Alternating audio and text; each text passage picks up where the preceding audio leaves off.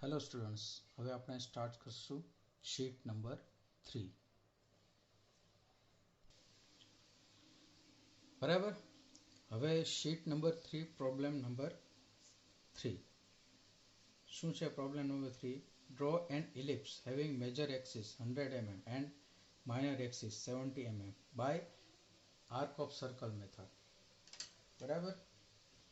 તો શું કહેવા માંગે છે કે આપણે જે છે ઇલિપ્સ ડ્રો કરવાનો છે. શું ડ્રો કરવાનું છે? ઇલિપ્સ. બરાબર. મેજર એક્સિસ જે છે કેટલી આપેલી છે? 100 mm. માઇનર એક્સિસ જે છે એ કેટલી આપેલી છે? 70 mm. મેથડ કઈ છે? તો કે મેથડ છે આર્ક ઓફ સર્કલ મેથડ. તો ચાલો આપણે ઇલિપ્સ ડ્રો કરીએ. બરાબર. તો સૌપ્રથમ આપણે ડ્રો કરશું મેજર એક્સિસ. બરાબર. તો મેજર એક્સિસ જે છે કેટલી આપેલી છે? 100 mm. તો સૌપ્રથમ આપણે હોરિઝોન્ટલ લાઈન ડ્રો કરવાની છે. બરાબર. કેટલાની કરવાની છે? તો કે 100 mm ની. આ રીતે આપણે ડ્રો કરીએ હોરિઝોન્ટલ લાઈન 100 mm ની.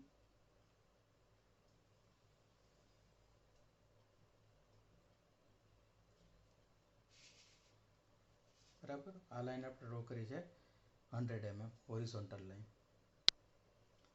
ઓકે, 100 mm લાઈન ડ્રો થઈ ગઈ. તો આપણે લાઈનને નામ આપી દઈશું એ બી. હવે આપણે એ બી લાઈન જે છે બરાબર એનો મિડ પોઈન્ટ ફાઇન્ડ આઉટ કરશું. તો કેટલો આવશે? 100 mm લાઈન છે તો મિડ પોઈન્ટ ક્યાં આવે? 50. 50 આપણે એક પોઈન્ટ માર્ક કરશું. હવે જે 50 આપણે જે પોઈન્ટ માર્ક કર્યો એ આપણે એને ઓ નામ આપી દઈશું. બરાબર.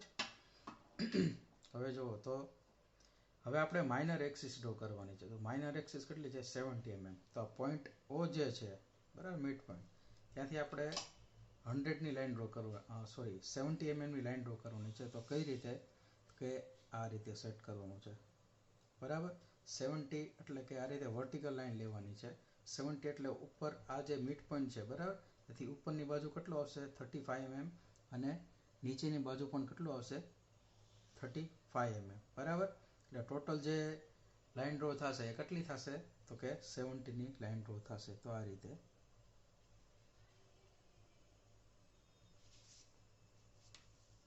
ઓકે. હવે આપણે આને નામ આપી દઈએ સી અને ડી. બરાબર. આ મેજર એક્સિસ છે 100 mm. આ માઇનર એક્સિસ છે 70 mm. હવે બીજું સ્ટેપ. હવે શું કરવાનું છે? તો કે પરિકર લેવાનું છે. પરિકર લઈ અને બરાબર પરિકર લેવાનું છે તમારે આ રીતે.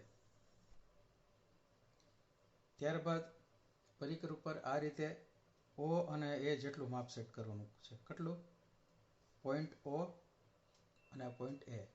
બરાબર. આ રીતે માપ સેટ કરવાનું છે. ઓ એ જેટલું માપ લેવાનું છે. ક્લિયર? ઓ એ જેટલું માપ લઈ પોઈન્ટ આ સી જે છે સી પોઈન્ટ બરાબર સી પોઈન્ટને સેન્ટર રાખવાનું છે આ રીતે. અને આ જે હોરિઝોન્ટલ લાઈન જે છે આપણી બરાબર એ બી લાઈન ત્યાં ચાપ મારવાની છે આ રીતે. એક ડાબી બાજુ અને બીજી આ રીતે જમણી બાજુ. બરાબર. આ રીતે ચાપ મારશું એટલે આપણને બે સેન્ટર મળશે. એકને આપણે F1 કહેશું અને બીજાને આપણે F2 કહેશું. F1 અને F2 આપણને મળી ગયા. હવે આટલું થઈ ગયા પછી ત્રીજું સ્ટેપ શું કરવાનું છે? તો કે આ જે F1 પોઈન્ટ છે F1 અને પોઈન્ટ O બરાબર આ બે વચ્ચે જે લાઈન જે છે બરાબર એના પાર્ટ્સ કરવાનો છે. પાર્ટ્સ કઈ રીતે? તો કે આ રીતે F1 જે છે બરાબર ત્યાંથી માપ લેવાનું આપણે 5-5 mm નું. બરાબર. એટલે અડધો અડધો સેન્ટીમીટર થશે. ત્યાં રીતે 5-5 mm આ રીતે પોઈન્ટ માર્ક કરવાના. બરાબર. આ રીતે ટોટલ કેટલા ભાગ પાડવાના? ટોટલ 6 ભાગ પાડવાના. બરાબર. આ રીતે સેમ મેથડથી એવી જ રીતે F2 છે. બરાબર. આ F2 થી ડાબી બાજુ 6 ભાગ કરવાના છે અડધા અડધા mm એટલે કે 5-5 mm અડધા સેન્ટીમીટર આ રીતે.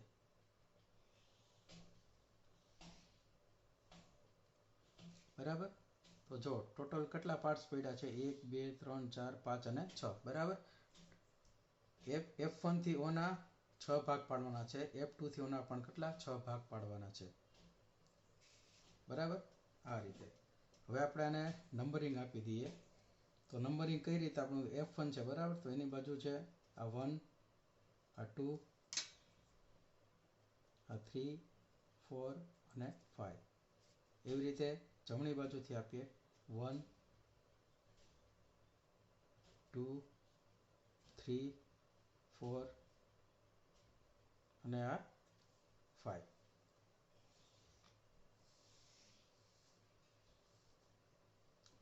ઓકે ચાલો.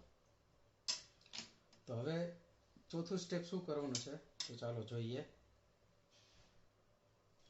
હવે પરિકર લેવાનું છે બરાબર. પરિકર લઈ અને એને સેન્ટર રાખી અને A1 જેટલું માપ લેવાનું છે. એને સેન્ટર રાખી અને આટલું એટલે કેટલું આ A1 જેટલું માપ લેવાનું છે. આટલું બરાબર. A1 જેટલું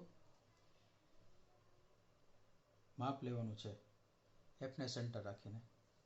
ત્યારબાદ હવે A1 જેટલું માપ લઈ F1 ને સેન્ટર રાખવાનું છે આ રીતે. બરાબર.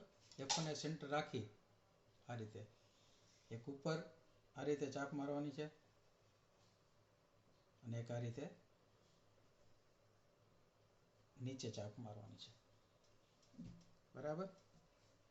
A1 જેટલું માપ રાખવાનું છે, બદલવાનું નથી. હવે બીજું સ્ટેપ F2 ને સેન્ટર રાખવાનું છે. બરાબર. F2 ને સેન્ટર રાખવાનું છે હવે અને આ રીતે એક ઉપર ચાપ મારવાની છે, આ રીતે એક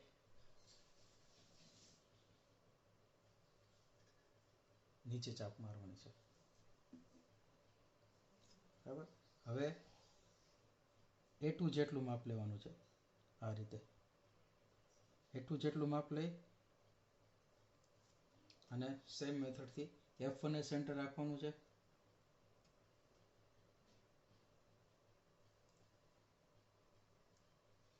આ રીતે એક ઉપર ચાપ મારવાની છે, આ રીતે નીચે ચાપ મારવાની છે. હવે F2 ને સેન્ટર રાખવાનું છે,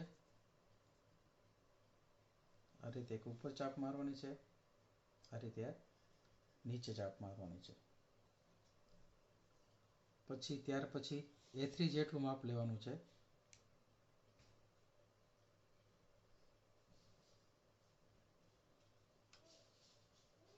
A3 જેટલું માપ લઈ F1 ને સેન્ટર રાખવાનું છે.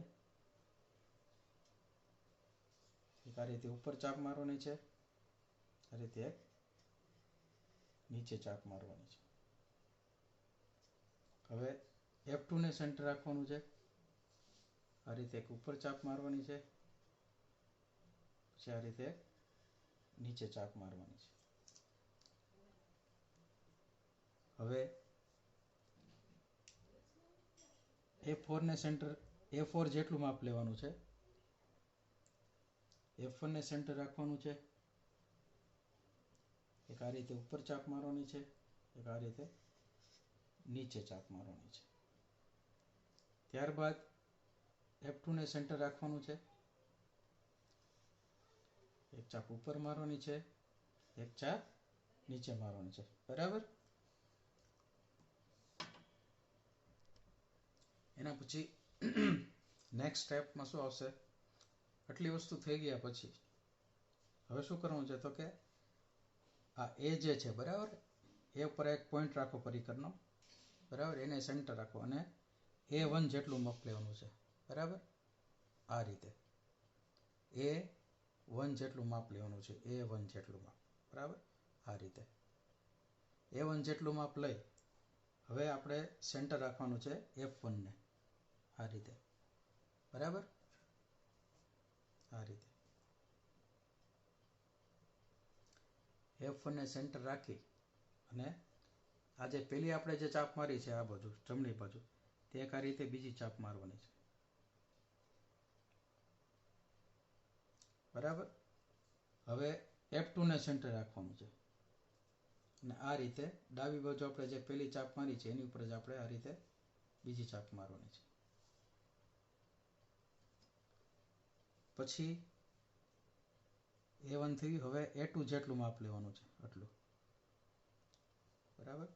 હવે F1 ને સેન્ટર રાખવાનું છે. આ રીતે બીજી જે ચાપ જે આપણે મારી હતી એની ઉપર જ બીજી એક ચાપ મારવાની છે, આ રીતે. ત્યારબાદ સેન્ટર ચેન્જ કરવાનું છે, F2 રાખવાનું છે અને આ રીતે અહીંયા ચાપ મારવાની છે. હવે A3 જેટલું માપ લેવાનું છે.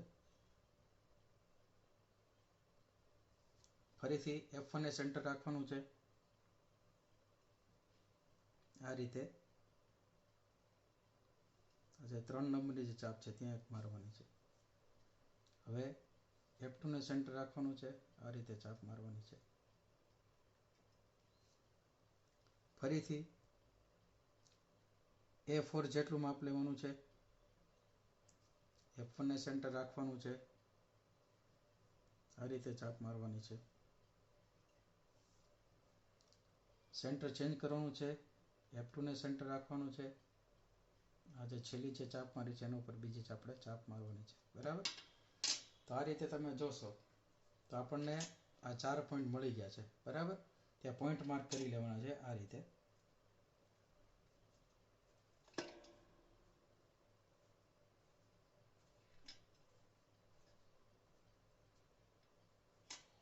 બરાબર.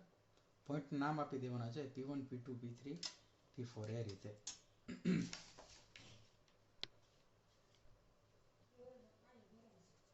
P1 P2 P3 P4 P5 P6 P7 P8. બરાબર. આ રીતે પોઈન્ટના નામ આપવાના છે. હવે આજે આપણને જે પોઈન્ટ મળ્યા છે, બરાબર, એ પોઈન્ટને આપણે જોડી દેવાના છે સ્મૂથ કરવાથી. બરાબર. તો આ રીતે જોઈએ, એથી જ આપણે ચાલુ કરશું આ રીતે. બરાબર.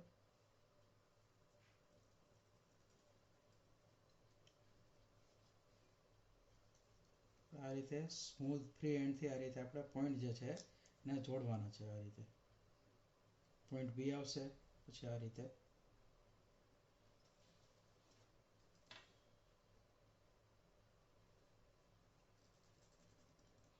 બરાબર. તો જો આ તમારો બની ગયો ઇલિપ્સ. બરાબર. અને કયો શેપ કહેવાય? અને કયો શેપ કહેવાશે? ઇલિપ્સ. ઓકે, ચાલો.